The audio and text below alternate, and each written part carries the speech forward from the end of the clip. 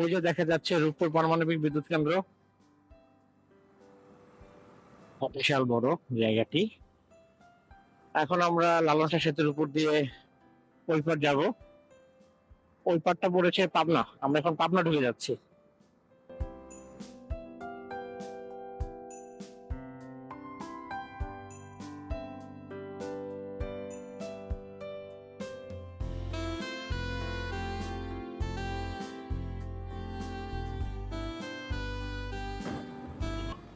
Wow,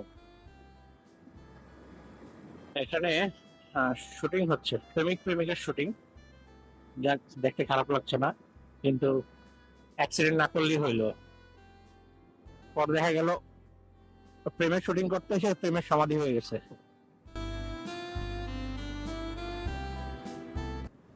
শেষ না হয়ে আবেশ, মন তো সেই চায়, ও নিশিদিন স্বপন মোর দেখে শুধুই যায়। প্রিয় বন্ধুরা, আমি এখন দাঁড়িয়ে আছি রূপপুর পারমাণবিক বিদ্যুৎ কেন্দ্রের সামনে। এটা হচ্ছে লালন শাহ সেতু, আর ওই যে ওখানে হচ্ছে রূপপুর পারমাণবিক বিদ্যুৎ কেন্দ্র। আমরা ওটা গেট পর্যন্ত গিয়েছিলাম, কিন্তু তো ভিতরে তো আর ঢুকতে দিবে না, এটা তো রেস্ট্রিক্টেড এরিয়া। তাই বাইরে থেকে দেখে চলে এসেছি, আর এখান থেকে বাহিরের ফুল ভিউটা দেখা যাচ্ছে। আহ এই ইয়াগুলো, এই চুল্লিগুলো এক একটা অনেক বড় বড়, অনেক উঁচু। কত উঁচু হবে? প্রায় 100 তলার কাছাকাছি। এক একটা চুল্লি 100 তলার কাছাকাছি হবে, এর কম বেশি হবে মনে হয়। 100 তলা বা এরকম হবে। বিশাল বড় বড় এক একটা চুল্লি। ক্যামেরায় ঠিক বোঝা যাচ্ছে কিনা জানি না, কিন্তু বাস্তব চোখে দেখতে অসাধারণ লাগতেছে। তো আর প্রচন্ড গরম পড়তেছে। এখানে পদ্মা নদী, পদ্মা নদীর পাড়েই হচ্ছে হার্ডিঞ্জ ব্রিজ। আমরা আজকে লালন শাহ সেতু, লালনের দেশ ঘুরতে এসেছি। তো এই হচ্ছে অবস্থা।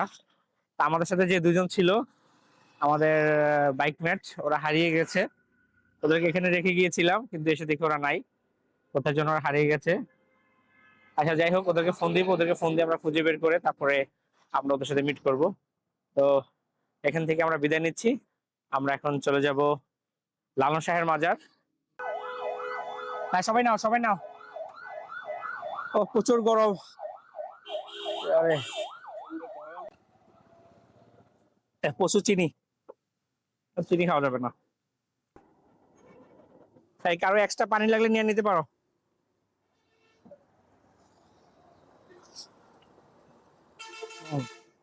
আসলে গরমের দিনে এই লেবু শরবতটা খুবই কার্য। ও, এখানে দাঁড়াইছে, এখানে প্রচুর আওয়াজ।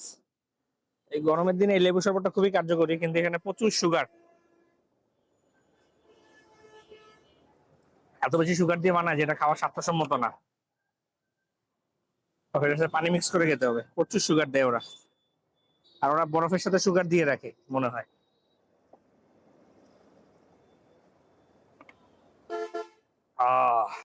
চা বিরতি শেষে আমরা আবার চলে যাচ্ছি কুষ্টিয়া শহরের দিকে।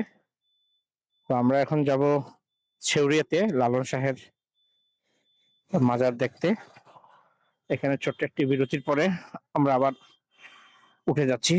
হ্যাঁ, বসো বসো বসো বসো।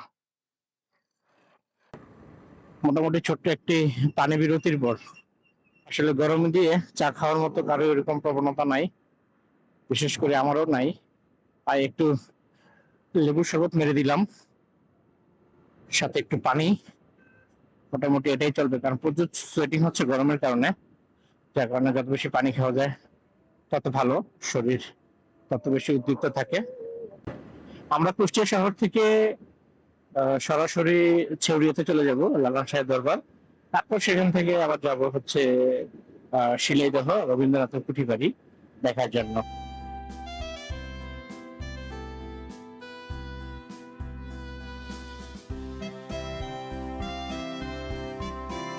এই রাস্তাটা মোটামুটি সুন্দর, একদম পিচ ঢালা রাস্তা। দুদিনের রাস্তা করা যেত, কিন্তু এটা সিঙ্গেল লেন করে দিয়েছে, কিন্তু রাস্তা যথেষ্ট চওড়া, সুন্দর মতো বাইক চালানো যাচ্ছে। এবং এখানে রাস্তার পিচ গুলো খুব সুন্দর, নতুন রাস্তা হয়েছে এটা মনে হয়। এটা হচ্ছে কুষ্টিয়া ভেড়ামারা রাস্তা। এটা দিয়ে পাবনা যাওয়া যায়। আমরা পাবনা পর্যন্ত গিয়েছিলাম, আবার ব্যাক করে এখন আবার কুষ্টিয়ার দিকে চলে যাচ্ছি। প্রিয় বন্ধুরা, আমরা এখন আছি কুষ্টিয়া শহরের ট্যাগর লজ। এটা হচ্ছে রবীন্দ্রনাথের কুঠিবাড়ি, কুষ্টিয়া কুঠিবাড়ি। আর একটা হচ্ছে শিলাইদহ কুঠিবাড়ি। তো আমরা এটার ভিতরে প্রবেশ করছি। এটা ভারতীয় দূতাবাস কর্তৃক প্রদত্ত বিশ্বকবি রবীন্দ্রনাথ ঠাকুরের অবক্ষ প্রতিকৃতি ফলক উন্মোচন, আবুল কালাম আজাদ মাননীয় মন্ত্রী। রবীন্দ্রনাথ ঠাকুর যখন কুষ্টিয়া শিলাইদহে জমিদারি নিয়ে আসেন, তখন 1895 সালে উনি ট্যাগর অ্যান্ড কোম্পানি নামক একটি কোম্পানি প্রতিষ্ঠা করেন, এবং সেই কোম্পানি প্রতিষ্ঠার জন্য তাকে একটি অফিস বানাতে হয়, এবং সেই অফিসটির নামই হচ্ছে ট্যাগর লজ। এবং 1895 সালে তিনি এটি প্রতিষ্ঠা করেছিলেন কুষ্টিয়ার এই মিলপাড়া এলাকায়। এই ভবনটির নির্মাণ কৌশল হচ্ছে ইন্দো ইউরোপীয় আদলে, এবং এর দোতলায় রয়েছে একটি জলসাঘর, নিচতলায় রয়েছে কয়েকটি অফিস কক্ষ। এখন যদিও বাড়িটি বাংলাদেশ প্রত্নতাত্ত্বিক অধিদপ্তরের নিয়ন্ত্রণে রয়েছে, তারপরেও এটিকে ওইভাবে পরিত্যক্ত অবস্থায় দেখতে পাওয়া যাচ্ছে। ডান দিকের পেঁচানো সিঁড়ি বেয়ে আমরা ভবনের উপরের দিকে উঠলাম। ভবনের উপরের দিকে রয়েছে দুইটি কক্ষ, একটি হচ্ছে অফিস কক্ষ, আরেকটি হচ্ছে জলসাঘর। এই জলসাঘর ছিল মূলত বিনোদনের জন্য। তৎকালীন সময়ে এখানে হয়তোবা রবীন্দ্রগীতি অথবা নাটিকা বা অন্য কিছু এখানে করা হতো। যাই হোক, এখানে রয়েছে রবীন্দ্রনাথের বেশ কিছু ছবি। এই ছবিগুলো রবীন্দ্রনাথের বিভিন্ন বয়সের, রবীন্দ্রনাথের ছোটবেলা থেকে শুরু করে মধ্যম বয়স, যৌবন এবং হচ্ছে বার্ধক্যের শেষ বয়সের ছবি এখানে রয়েছে। এবং এখানে রবীন্দ্রনাথের নিজের হাতের আঁকা মোট 12টি ছবি রয়েছে। দেয়ালে টানানো আছে একটি রবীন্দ্রনাথের জন্মপঞ্জিকা, যেখানে রবীন্দ্রনাথের বংশ পরম্পরা কিভাবে রবীন্দ্রনাথ পর্যন্ত এসেছে তারই ছোট্ট একটি বিবরণ দেয়া আছে। মনে হচ্ছে না ভবনটিতে খুব একটা যত্ন করা হয়েছে। যত্ন করা হলে এগুলো এত এলোমেলো থাকতো না, আরো সুন্দর হতো। খুব একটা পর্যটকের আনাগোনা নেই এখানে। এখন আসছি কুষ্টিয়ার সেই ছেউরিয়াতে, লালন আখড়ায়। এখানে লালনের মাজার, লালনের ভাবাদর্শ, লালনের আদর্শ সবকিছু এখানে আছে। সারা দেশ থেকে হাজার হাজার লালন ভক্তকুল প্রতিদিন প্রতিনিয়ত এখানে আসেন। তাদের প্রিয় মানুষ, তাদের প্রিয় দর্শন লালন সাইজির যে ভাবাদর্শ, সেটাকে যাচাই করার জন্য। লালন দর্শনে দীক্ষিত হয়ে যারা লালন শাহের মুরিদ গ্রহণ করেছেন, তাদের সবার মাজার এখানে আছে। এখানে ফকির গোলাম ইয়াসিন শাহ, মাওলানা মলম শাহ, লতিফ শাহ প্রত্যেকের মাজার এখানে অবস্থিত। এবং ভিতরে হচ্ছে লালন শাহের মাজার।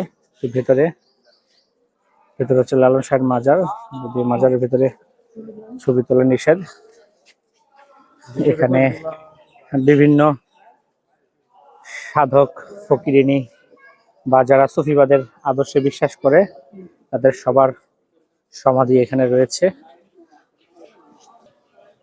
যারা বিভিন্ন জায়গায় চলে গিয়েছে, মারা গিয়েছে, তাদের সমাধি বিভিন্ন জায়গায় হয়েছে, কিন্তু যারা এখানে মারা গিয়েছে তাদের সবার সমাধি এখানে। এগুলো এক একটা সমাধি, এগুলো এক একটা কবর। এবং ভিতরে হচ্ছে লালন শাহের মাজার, কবর। এই মাজারকে কেন্দ্র করে ভাই এখানে কার্তিক মাসে লালন শাহের মেলা হয়। তখন এখানে দেশ বিদেশ থেকে, বিভিন্ন দূর দূরান্ত থেকে বিভিন্ন দর্শনার্থী বিভিন্ন জায়গা থেকে আসেন। আর ওইখানটাতে যারা এখানকার সাধু বা ফকিরিনী ধর্মে বিশ্বাস করে, তারা সবাই এইখানে তাদের ধর্মচর্চা বা ফকিরিনী চর্চা করে থাকে। এবং এখানকার মানুষের জীবন আচরণ খুবই সাধারণ। ভালো আছেন? ভালো আছেন না? এটা কি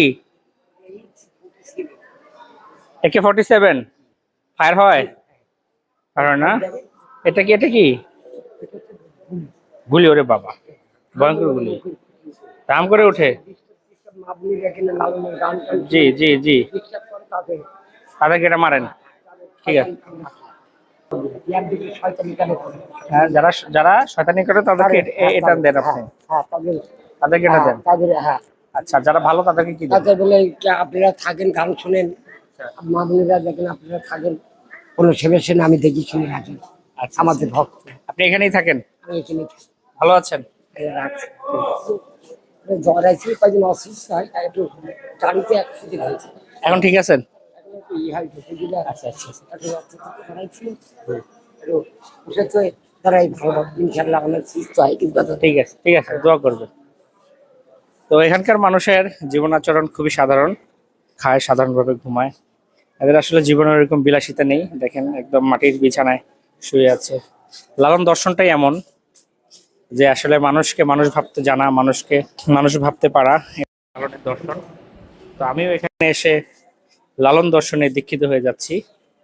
হয়তোবা আমাদের থাকার সুযোগ নাই এখানে, বা আমরা এই জীবনের সাথে হয়তো অভ্যস্ত না, কিন্তু এখানে জীবনের যেই নিগুড় বাস্তবতা এবং আমাদের জীবনের যেই মূল লক্ষ্য, যে আসলে মানুষকে মানুষ ভাবা এবং মানুষ হিসাবে আমি যে সর্বশ্রেষ্ঠ, সেটা আমার কর্মে, আমার ধর্মে, আমার ধ্যান, আমার জ্ঞানে, এটাকে আমার বড় করে দেখতে হবে। এই যে মানুষের প্রতি মানুষের চিন্তা, এই যে মানুষ, এই লালন আমাদেরকে যে ভাবনা দিয়ে গেছেন, এই ভাবনাকে যদি সত্যিকার অর্থে জীবনে বাস্তবায়ন করা যায়, তাহলেই তো আমাদের জীবনের যেই অভীষ্ট লক্ষ্য, মানুষ হিসেবে আমাদের যে মুক্তি, সেই মুক্তি আমাদের মিলবে।